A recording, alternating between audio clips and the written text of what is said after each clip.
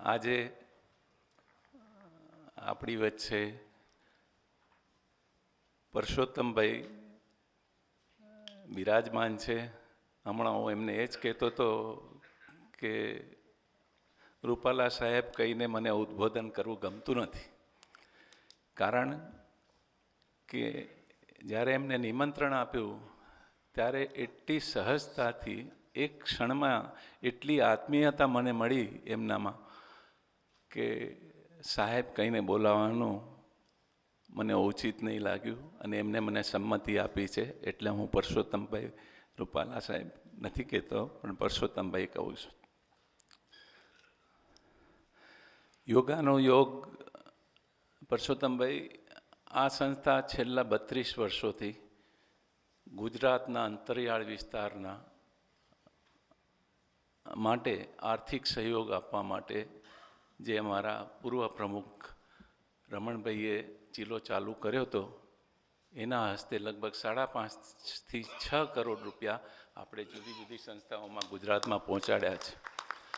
અને એ થકી આજે એ સંસ્થાઓ નાના પૌધામાંથી આજે વટવૃક્ષ બની છે અને પુષ્કળ સારા કામો કરે છે. આદિવાસી તેમજ નબળા વર્ગના લોકો સુધી આપણે પૈસા પહોંચાડી શક્યા છે, આર્થિક સહયોગ કરી શક્યા છે. આજે આપણે જે વાત કરવા જઈ રહ્યા છે,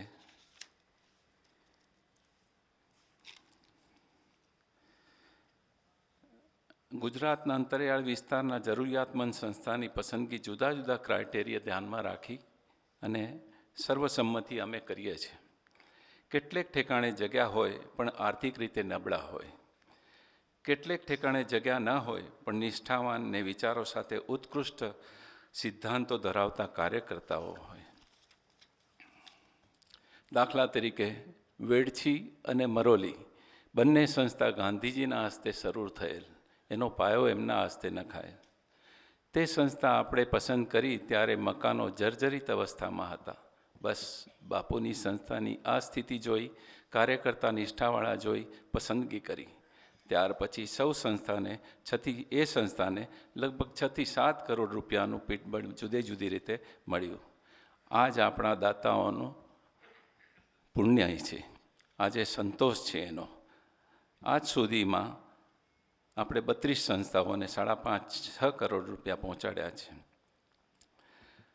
આ વખતે પણ આવી જ એક શ્રી દત્ત આશ્રમ જનસેવા ખેરગામ ધરમપુરના અંતરિયાળ વિસ્તારમાં શિક્ષણ ક્ષેત્રે કાર્ય કરતી સંસ્થાની પસંદગી કરી છે. તેઓ પાસે જગ્યા છે, બિલ્ડિંગ છે, પણ આર્થિક સહયોગ વગર અનેક આદિવાસી બાળકો વંચિત રહી જાય તેમ હતા. આ સંસ્થાની વહારે ભરતભાઈ શાહ આપણી વચ્ચે આજે પોતે અપીલ કરવા આવ્યા છે. અનેક સંસ્થાઓને તેમને ઉગારી છે, ધબકતી કરી છે. પછી તે આરોગ્ય ક્ષેત્રે હોય, શિક્ષણ ક્ષેત્રે હોય કે સામાજિક ક્ષેત્રે હોય, ભરતભાઈના અનેક કાર્યો માટે અનેક એવોર્ડ એમને મેળવ્યા છે. એની યાદી ખૂબ લાંબી છે. હું તેમને સંસ્થા વિશે કહેવા વિનંતી કરું છું. ભરતભાઈ શાહ.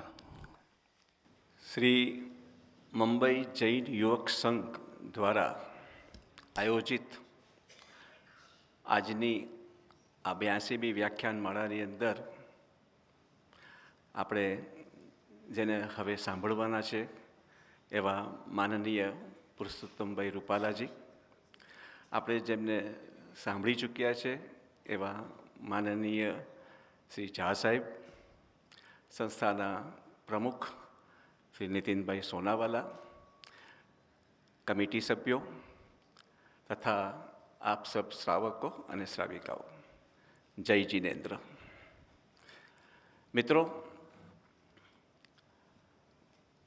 સૌપ્રથમ હું શ્રી મુંબઈ જૈન યુવક સંઘનો ખૂબ ખૂબ આભાર વ્યક્ત કરું છું કે અમારી ખેરગામ ખાતે ચાલતી સંસ્થા એ 6 થી 10 ધોરણ સુધીની સ્કૂલ છે અને સાથે આદિવાસી વિદ્યાર્થી અને વિદ્યાર્થીઓને માટેની હોસ્ટેલ ચલાવવામાં આવે છે. તે સંસ્થાની પસંદગી કરવામાં આવી, તેના માટે હું સંસ્થાનો ખૂબ ખૂબ આભારી છું. મિત્રો, આમ તો હું સુરત ખાતે સેવાકીય કામ કરી રહ્યો છું. સુરતની નવી સિવિલ હોસ્પિટલની અંદર છાંયડો નામની સંસ્થા હું ચલાવી રહ્યો છું, જે સંસ્થાની અંદર આરોગ્યલક્ષી સેવાઓ આપવામાં આવે છે. અને એ લગભગ 1998થી અમે કાર્યરત છે. અમારી ભોજનશાળા છે, સિવિલના હોસ્પિટલના દર્દીઓને 3 રૂપિયામાં ભોજન આપીએ છીએ, રહેવાની સગવડ 1 રૂપિયામાં આપીએ છીએ. રાહત દરનું MRI સેન્ટર છે, રાહત દરનું ડાયાલિસિસ સેન્ટર છે, રાહત દરની લેબોરેટરી છે. અમે માંડવી ખાતે એક આંખની હોસ્પિટલ ચલાવીએ છીએ. તેમાં ગત વર્ષે 10,000 ઓપરેશન કર્યા છે. તેમાં 7,000 ટોટલ નિઃશુલ્ક કર્યા છે. 3,000 કર્યા તે પણ રાહત દરે કરીએ છીએ. તમામ ઇક્વિપમેન્ટ સાથેની આ હોસ્પિટલ છે, જેમાં કોર્નિયા ટ્રાન્સપ્લાન્ટ પણ કરવામાં આવ્યા છે. અને ટ્રાઇબલ એરિયાની અંદર આ બધા આદિવાસી વ્યક્તિઓને અમે ટોટલ ફ્રીમાં આ બધી સેવાઓ પૂરી પાડીએ છીએ.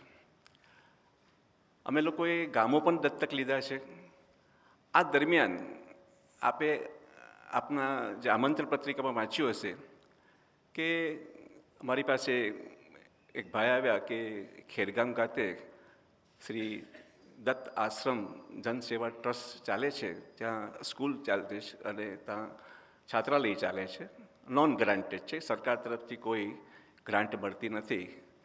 એ આશ્રમ શાળાને આજથી 2002ના વર્ષમાં એક કૃષ્ણાનંદજી કરીને દત્ત ભક્ત હતા, તેમણે ત્યાં આવ્યા અને જે અત્યારે આશ્રમ શાળા ચાલે છે તે જમીનના માલિક છે, તે પણ દત્તના ભક્ત હતા. કૃષ્ણાનંદજીએ એની જમીનમાં એક દત્તનું મંદિર બનાવ્યું. એના માટે આ કાલિદાસભાઈ કરીને અમારા જે જમીન માલિક છે તેને જમીન ફાળવી. ત્યાર પછી જમીન માલિકે એમને એવી રિક્વેસ્ટ કરી કે મારી ઈચ્છા અમારા આ અંતરિયાળ વિસ્તારના આદિવાસી બાળકો છે તેમને શિક્ષણ આપવું જોઈએ અને તેને માટેની કંઈક વ્યવસ્થા આપણે કરવી જોઈએ. મહારાજશ્રીએ આ સ્વીકારી લીધું અને ત્યાં એક દત્ત મંદિરની સાથે ત્યાં આદિવાસી વિદ્યાર્થીઓને માટેની છાત્રાલય બનાવી અને સાથે સાથે એક સ્કૂલનું બાંધકામ કર્યું.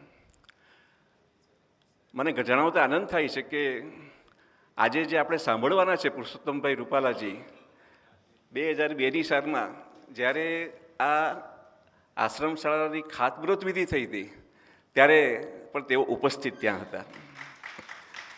એમની ઉપસ્થિતિની અંદર આ ખાતમુહૂર્ત વિધિ થયેલી. કર્મકાળે આ કામ ચાલતું હતું.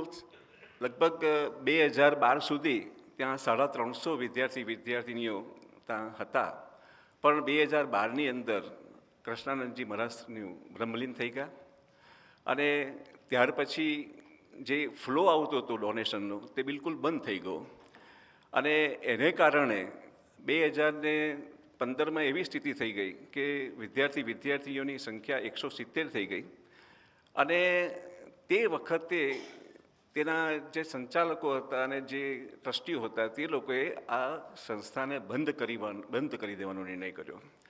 અને એ બંધ કરવાનો નિર્ણય માટે મારી પાસે મારા એક મિત્ર આવ્યા કે આ પ્રમાણે ખેરગામની અંદર આશ્રમ શાળા ચાલે છે, આદિવાસી બાળકોને બાળકીઓ ત્યાં ભણે છે, ત્યાં રહેવાની સગવડ છે, પણ પૈસાના અભાવને કારણે એ લોકો આ બંધ કરવા જઈ રહ્યા છે. મેં કીધું આવું શિક્ષણ ક્ષેત્રે કામ થતું હોય અને એ બંધ થાય તે યોગ્ય નથી. અને હું ત્યાં ગયો, જોયું, સરસ રીતે ચાલતું હતું. મને બહુ આનંદ થયો અને મેં તે જ દિવસે નિર્ણય કર્યો કે આ સંસ્થા બંધ થવી જોઈએ નહીં. અને ત્યાં જ એ લોકોને કીધું કે ભાઈ આ સંસ્થા બંધ કરવાની નથી, અમે લોકો તમને આર્થિક સહયોગ પૂરેપૂરો આપશું. અને અમે લોકોએ એને આર્થિક સહયોગ આપવાનો શરૂ કર્યો. એટલે અત્યારના આ સંસ્થા ચાલે છે. અત્યારે 202 બાળકો છે. ધીરે ધીરે બાળકો વધારશે. અમારી ઈચ્છા આપણે આદિવાસી બાળકોને ભણાવીએ, 6 થી 10 ધોરણ સુધી ભણે, એનું 40% 50% રિઝલ્ટ આવે, ઇન્ડિવિજ્યુઅલ રિઝલ્ટ પણ 50%ની નીચે હોય, પછી મા બાપ એને પાછા ખેત મજૂર બનાવી દે, આગળ ભણે જ નહીં. એટલે ક્વોલિટી ઓફ એજ્યુકેશન્સ એ ત્યાં ખૂબ વધારવાની જરૂર છે. રિઝલ્ટ તો સારું આવવું જ જોઈએ, પણ ઇન્ડિવિજ્યુઅલ વિદ્યાર્થીનું રિઝલ્ટ પણ ઉપર ઉઠવું જોઈએ. 11-12 ધોરણ સુધી ભણવો જોઈએ, 12મા પછી એ કોલેજમાં જવો જોઈએ. અને કોલેજમાં જાય અને ગ્રેજ્યુએટ થાય તો આખા કુટુંબનું પરિવર્તન આવી શકે. જો એ 10મા ધોરણ સુધી ભણીને પાછો એનો ગામ ચાલ્યો જાય અને પાછો ખેતમજૂર બની જાય તો એની સ્થિતિ ત્યાંની ત્યાં જ રહી. એટલે સંપૂર્ણ એજ્યુકેશન મળી રહે તે માટેના પ્રયત્ન કરવા એ અમારી ખાસ વાત છે. અને સંસ્કાર, સંસ્કૃતિ અને શિક્ષણ આ ત્રણ અને ત્યાં દત્તબંધી છે એટલે ધર્મ, આ બધું જ એને એક જ ઠેકાણાથી પ્રાપ્ત થાય એવો અમારો પ્રયત્ન છે. અમારે ત્યાં અત્યારે હાલમાં પરિસ્થિતિ ખરાબ છે. અમારે જે ભોજનશાળા છે તે ભોજનશાળા ખૂબ જૂનું છે, પતરાવાળું છે. તેને નવી ભોજનશાળા બનાવવાની ઈચ્છા છે. બાળકો માટે એક લાઇબ્રેરી ઊભી કરવી છે વિશાળ, જેને કારણે એ લોકોને વાંચવાનો પણ રસ જાગે. સાથે સાથે આજના એડવાન્સ ટેકનોલોજી યુગની અંદર કોમ્પ્યુટર વસાવવા છે. કોમ્પ્યુટર વસાવીને એ લોકોને કોમ્પ્યુટરનું જ્ઞાન આપવાનું છે અને એ લોકોને એ લેવલ પર લાવવા છે આપણા આદિવાસી આપણા બાળકોને કે એ લોકો કદી એક્સપ્લોઇટ તો ન જ થાય પણ પોતાનું સારા નરસાનું સમજી શકે, આર્થિક રીતે ઉન્નતિ કરી શકે, પોતાના કુટુંબનું, પોતાના ગામનું અને છેલ્લે પોતાના આખા વિસ્તારને માટે એ એક આદર્શ વ્યક્તિ તરીકે એક સારું કામ કરે અને એને કારણે બીજા બધાને પણ પ્રેરણા મળે અને આખો આદિવાસી જે સમાજ છે ઉપર ઉઠે એ અમારી ભાવના છે. મિત્રો, આ બધી જે કાર્ય કરવા માગીએ છીએ તેને માટે અમારે ફંડની જરૂર છે અને એ ફંડ માટે જે મુંબઈ જૈન યુવક સંઘે જે અમને પસંદગી કરી છે તે માટે એમનો આભાર માનું છું. અને આપ સૌને પણ ખાસ મારી નમ્ર અપીલ છે કે આપ શ્રી આપનો યથાયોગ્ય ફાળો આમાં આપજો અને આ જે બાળકો છે તેના શિક્ષણમાં આપણાથી જે કંઈ પણ આપણો ફાળો થાય તે પણ આપીને એ લોકોના શિક્ષણમાં આપણે મદદરૂપ થઈએ એવું મારી એક નમ્ર અરજ છે, અપીલ છે. મિત્રો, આજે જૈન સમાજ હું એમ માનું છું કે આ બાબતમાં ઉદાર દાનવીર તરીકે ખૂબ આગળ આવ્યા છે. આપણો સમાજ ફક્ત ને ફક્ત પોતાનું નથી વિચારતો. જે સમાજમાંથી આપણે મેળવીએ છીએ તે સમાજને અર્પણ કરવાની ભાવના હંમેશા દરેકમાં જ હોવી જોઈએ. અને હું જૈન છું, હિન્દુ છું, ક્રિશ્ચન છું કે કોઈ પણ ધર્મ છું, પણ સૌથી પહેલાં હું માનવ છું અને માનવ ધર્મ બજાવવો મારી પહેલી ફરજ છે. આપણે સૌ ઈચ્છીએ કે આપણા ભારત દેશના તમામ નાગરિકોને એની પાયાની જરૂરિયાતો જેવી કે રોટી, કપડાં, મકાન, બાળકોને શિક્ષણ, એને આરોગ્યલક્ષી સુવિધાઓ, એને પાણી અને વીજળી જેવી સુવિધાઓ પ્રાપ્ત થાય.